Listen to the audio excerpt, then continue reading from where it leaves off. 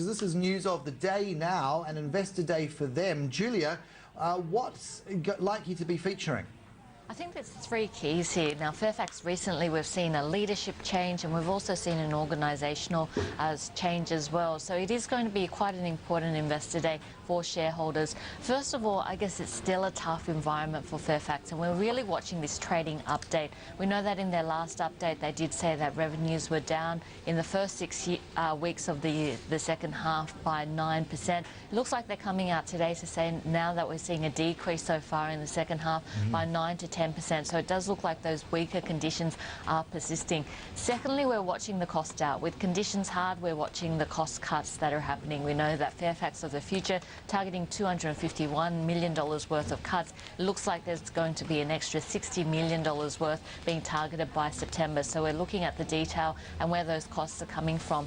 And then thirdly, we're looking at strategy. We know that there are a couple of new standalone units now, like Domain and the digital ventures unit. So we're watching for updates and some more flesh around the detail around those units. But altogether, it looks like Fairfax shares being sold off initially on the back of that trading update. It looks like the weakness persisting.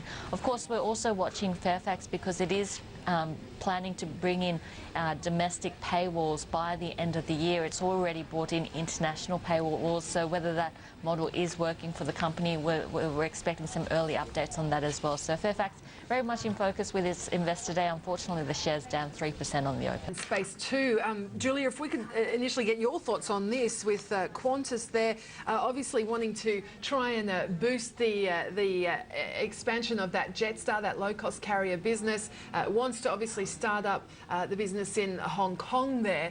Now it's been able to sell a third of it to Shuntak, the Hong Kong conglomerate. What's this going to mean for Qantas there?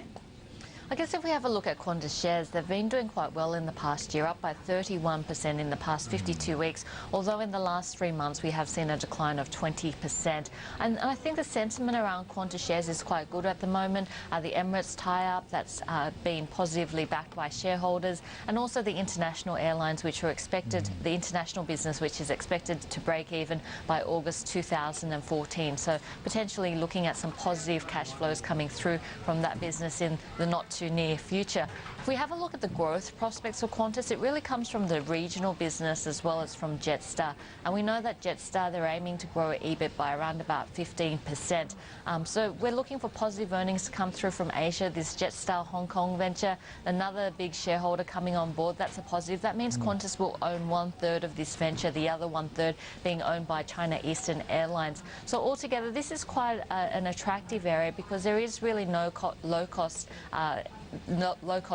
carrier in the Hong Kong space. The last one actually went under. So it is a challenging space, but an exciting space. And it looks like the airlines will be very much in focus today. Yesterday, we saw a very big block trade in Virgin shares. And today, it looks like Air New Zealand has taken up that stake. So Air New Zealand has increased its stake in the Virgin Group by 22.9%. So the airline's very much in focus. I think brighter days ahead for Qantas. It's been through a pretty difficult time, but aiming to get some growth out of that Jetstar as well as the regional business. Turn the focus to Newcrest because we've been seeing reports that now the market value of Newcrest has dropped to $11 billion, and that coming after the latest sort of broker downgrades it's been getting, and now Fortescue overtaking Newcrest as the third largest miner in Australia. Julia, just looking at this, Newcrest, what's the outlook?